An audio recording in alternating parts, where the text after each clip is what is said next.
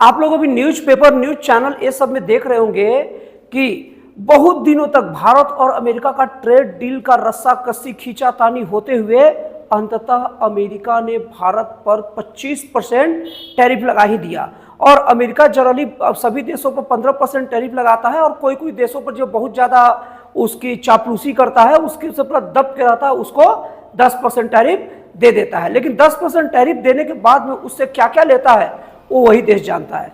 अब सवाल ये उठता है कि सब के सब देश टैरिफ को लेकर इतना ज़्यादा कॉन्शियस क्यों रहते हैं, क्यों टैरिफ को लेकर इतनी ज़्यादा बातें चलती है। सबसे पहले मैं आप लोग समझा दूं कि टैरिफ होता क्या चीज़ है। जैसे अगर अमेरिका भारत पर किसी भी सामान पर 25% का टैरिफ लगाता है, इसका मतलब भारत जो सामान बेचेगा उस कीमत के 25% उसको अलग से वहां की सरकार को देना पड़ेगा। और अगर किसी देश पर 10% लगाएगा तो 10% अलग से देना पड़ेगा। अब ये देखते हैं कि टैरिफ ज्यादा होने पर देश को घाटा कैसे लगता है और टैरिफ कम होने पर देश को फायदा कैसे होता है। जैसे मान लीजिए भारत कोई सामान बनाया और वो वहां पर बेचने गया, अब अमेरिका उस पर 25% की टैरिफ लगा दिया, तो जो भारत की जो कंपनियां हैं वो अपने जेब से तो लगाकर टैरिफ देंगे नहीं एक्स्ट्रा। क्यों? क्योंकि अगर जेब से देंगे टैरिफ तो क्या होगा कि इनका इनकम नहीं निकल पाएगा, मुनाफा हो नहीं पाएगा। और इसीलिए क्या करेंगे कि वो अपना कीमत को अमेरिका के लिए बढ़ा देंगे। अब अमेरिका के जो नागरिक हैं, अमेरिकी नागरिक को इस चीज को, वो सामान को खरीदने के लिए जब कीमत बढ़ेगा तो ज्यादा कीमत चुकानी पड़ेगी। अब मान लीजिए अमेरिका क्या है कि किसी देश पर 10% टैरिफ लगा दिया। अब वो देश अगर अमेरिका में सामान बेचेगा, जैसे यूरोपियन देश है जो अमेरिका का बहुत चापलूसी के लिए आजकल प्रसिद्ध है, फ्रांस बस सिर्फ थोड़ा सा विरोध करता है, बाकी कोई देश विरोध नहीं करता। तो अब क्या है कि यूरोपियन देश 10% टैरिफ किस सामान पर लगाया, वही सामान पर, तो अब अमेरिकी सरकार को 10% बस देना पड़ेगा। तो उसको जब कम पैसा देना पड़ेगा तो कंपनी को पता है कि भारत पर 25% टैरिफ लगा और वही सामान पर 25% भारत ज़्यादा दे रहा है और मेरे को 10% देना पड़ रहा है, तो मेरी जब सामान की कीमत कम रहेगी ना, क्योंकि जब कम टैरिफ लगेगा तो जाहिर सी बात है कम रेट पर बेचेगा और कंपटीशन का फायदा भी उठाएगा। तो वही सामान जब कम रेट में अमेरिकन को मिलेंगे ना, तो जाहिर सी बात है अमेरिकन यूरोप का सामान खरीदेंगे। तो इस तरीके से होगा क्या कि भारत के जो कंपनियों को इनडायरेक्टली लोग वहां पर सामान नहीं बिकेगा और इसके सामान की बिक्री पर असर पड़ेगा। तो इस तरीके से देखा जाए तो देश को ऐसी क्षति पहुंचता है। अब तो आप लोग समझ गए कि टैरिफ होता क्या है और अमेरिका ने तीर तो चला दिया भारत पर टैरिफ वाला। लेकिन अब हम लोग इस वीडियो में डिस्कस करेंगे कि ये तीर चलाने के बाद अमेरिका को भी तो हर्जान भुगतना पड़ेगा, क्योंकि याद रखिए जब आप किसी पर हमला करोगे, किसी पर तीर चलाओगे, तो धरती का हर व्यक्ति के पास इतनी क्षमता होता है ना कि आपके तीर का जवाब तीर से दे सके। तो इस वीडियो में हम लोग ये चर्चा करेंगे कि भारत की तरफ से क्या अमेरिका को जवाब मिलेगा और मिल सकता है, और यही नहीं, निश्चित तौर पर इसमें भारत को घाटा हुआ है, इसमें कोई दो राय नहीं है। लेकिन इसमें कुछ ऐसे दूरगामी भारत के लिए फायदे भी छिपे हैं ना, जिसकी ओर मैं आप लोग को अभी ध्यान आकर्षित करवाऊंगा इस वीडियो में। आने वाले समय में ना भारत को इससे दूरगामी फायदा क्या होगा, ये जानने के लिए सबसे पहले हम लोग जान लेते हैं कि भारत पर अमेरिका टैरिफ क्यों लगाया। सबसे पहली बात बता रहा हूं कि भारत और रूस की जो दोस्ती है ना, पूरी दुनिया से छिपी नहीं है। और भारत का रूस से ही नहीं, इजराइल और रूस दो ऐसा देश है जो भारत का हमेशा साथ दिया है। लेकिन ये टैरिफ वाला बात ना रसिया में छिपा है, इसलिए मैं आज रसिया की बात करूंगा, रसिया भारत की दोस्ती की। तो रसिया भारत का हमेशा साथ दिया है। चाइना और जब भारत पर आक्रमण किया था उस वक्त भारत की स्थिति कमजोर थी, रसिया जैसा देश भारत का साथ दिया, तब जाके चाइना से का भारत का असम बचा चाइना से, नहीं तो कुछ भी हो सकता था। तो अमेरिका क्या चाह रहा है ना कि रसिया और भारत की दोस्ती टूट जाए, और इसके लिए अमेरिका ना ये दाव फेंका था कि जो देश रसिया से ट्रेडिंग करेगा ना, हम उसके ऊपर 500% का टैरिफ लगाएंगे।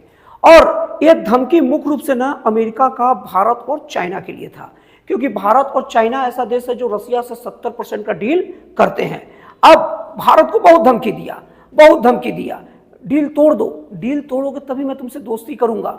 जबकि अमेरिका को ये नहीं पता है कि उसकी करतूतें ना भारत हमेशा जानता है।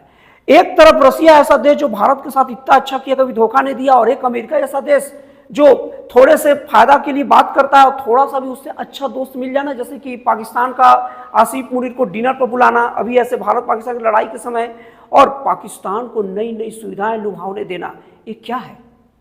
तो भारत भी ये बात जानता है कि अमेरिका जो है ना, अमेरिका जैसे एहसान फरामोश करना उतना पूरा सही नहीं रहेगा, लेकिन अमेरिका जैसे मौका परस्त देश के लिए रसिया से दोस्ती नहीं तोड़ा जा सकता। अब रसिया से भारत में दोस्ती करने की कीमत या उसके बदला चुकाने के लिए ना अमेरिका भारत पर 25% टैक्स टैरिफ लगा दिया।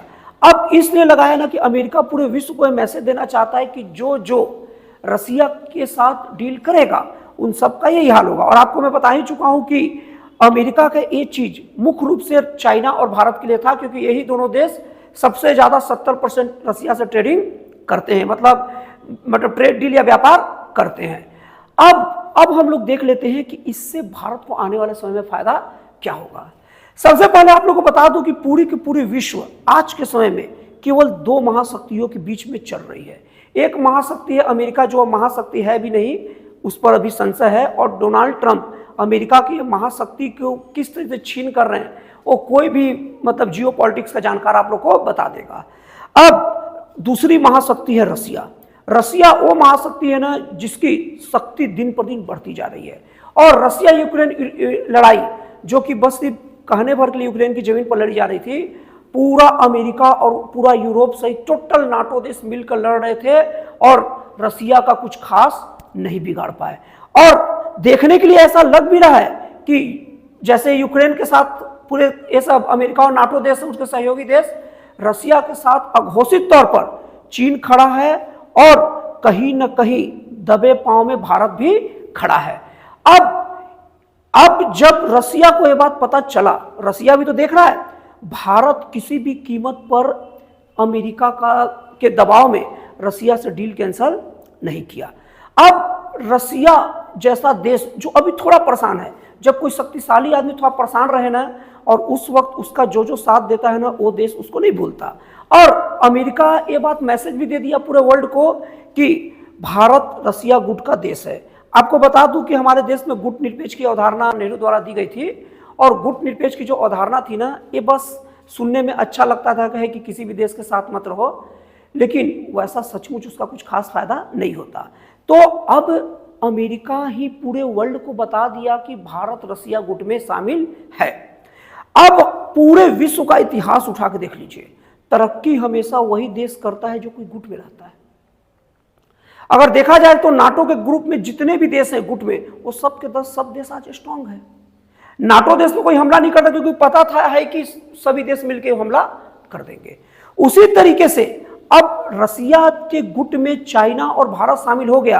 अब भारत के ऊपर भी किसी को कुछ अटैक करने पर सोचना पड़ेगा, क्योंकि इस गुट के साथ रसिया शामिल है और रसिया भी इस गुट में है। और दूसरा फायदा, चाइना जो भारत के ऊपर आक्रामक रहता है बात बात पर, और भारत रिटर्न जवाब भी देता है। पहले भारत को थोड़ा स्थिति कमजोर थी इसलिए जवाब नहीं दे पाता था, लेकिन अब भारत रिटर्न जवाब देने लगता है।